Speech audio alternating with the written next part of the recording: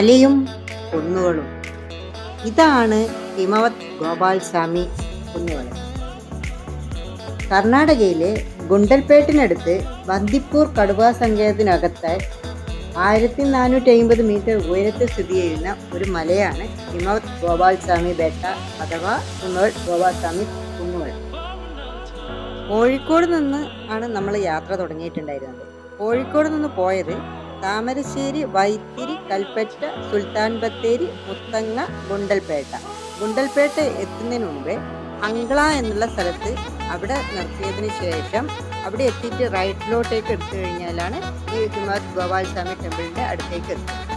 കർണാടക സർക്കാർ ഏർപ്പെടുത്തിയ ആ പ്രത്യേക ബസ്സിലാണ് നമ്മൾ ആ കുന്നിലേക്ക് ഹിമവത് ഗോപാൽസ്വാമി, അവിടെ ഒരു ക്ഷേത്രമുണ്ട്, ഒരു ശ്രീകൃഷ്ണ ക്ഷേത്രം. ആ ക്ഷേത്രത്തിൻ്റെ അവിടത്തേക്കാണ് നമ്മൾ പോകുന്നത്. അവിടത്തേക്ക് ഈ കർണാടക സർക്കാർ ഏർപ്പെടുത്തിയ ബസ്സിൽ നമ്മൾ യാത്ര ചെയ്ത് വേണം പോകാൻ. ഈ യാത്രയും ഇതുപോലെ ഗുണ്ടൽപേട്ടിലേക്ക് പോകുന്ന യാത്രയും അതുപോലെ ഈ ബസ്സിലൂടെ പോകുന്ന യാത്രയും രണ്ടും ഒരുപോലെ പ്രകൃതി സൗന്ദര്യം അത്രത്തോളം നിറഞ്ഞ ഒരു സ്ഥലമാണ് ഈ ഒരു സ്ഥലം.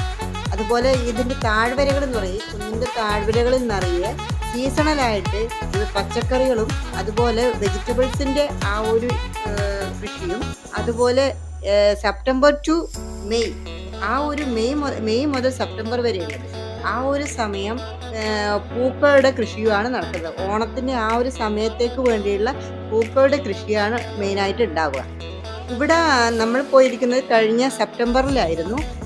അതുകൊണ്ട് തന്നെ ആ പോകുന്ന വഴി നിറയെ, ആ ഗുണ്ടൽപേട്ട് എത്താനാവുമ്പോഴേക്കും പോകുന്ന വഴി നിറയെ സൂര്യകാന്തി പൂക്കൾ കൊണ്ട് നിറഞ്ഞിരിക്കുക. സൂര്യകാന്തി പൂക്കൾ മറ്റ് ഓണത്തിന് വേണ്ടിയിട്ടുള്ള പൂക്കളെ ഒരു കൃഷിയായിരുന്നു അവിടെ ഉണ്ടായിരുന്നത്.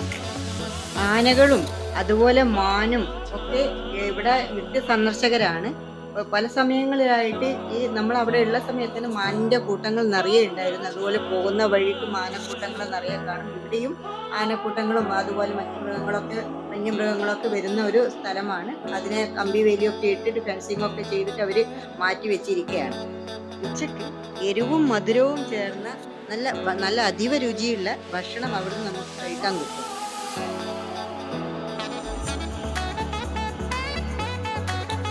സ്വിറ്റ്സർലാൻഡിന്റെ ഭൂപ്രകൃതിയെ വെല്ലുന്ന അതേ ആ ഒരു ഭംഗിയാണ് ഈ താഴ്വരകൾക്കും ഉള്ളത്.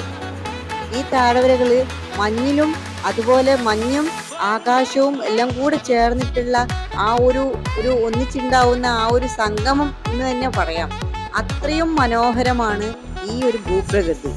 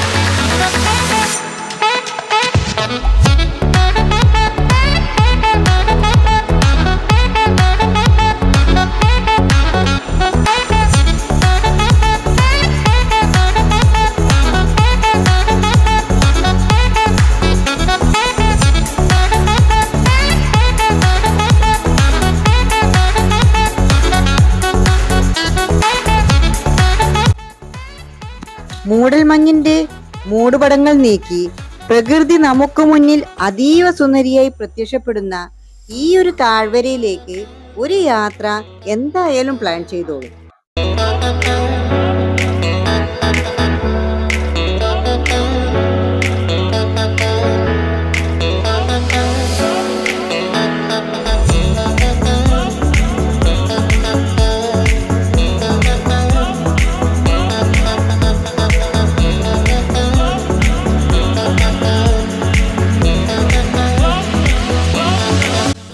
ലൈക്കും കമൻറ്റും സബ്സ്ക്രൈബും ഷെയറും ഒക്കെ ചെയ്ത് കൂടെ പോന്നോളൂ. ഇതുപോലുള്ള നല്ല നല്ല വീഡിയോകളുമായി ഞാൻ ഇനിയും വരുന്നതാണ്. അതുവരേക്കും ബൈ.